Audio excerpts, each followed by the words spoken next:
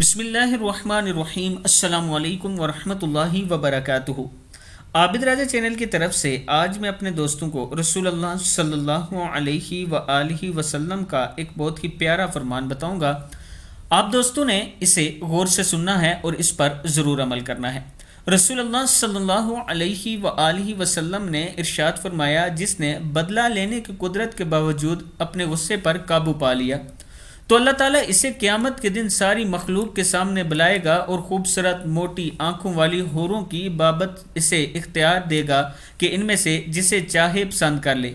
یعنی موٹی خوبصورت آنکھوں والی حوریں اس کے سامنے پیش کرے گا اور انسان کو یہ اختیار دے گا کہ آپ ان میں سے جس کو چاہے پسند کر لو۔ ابو داؤد کی حدیث ہے۔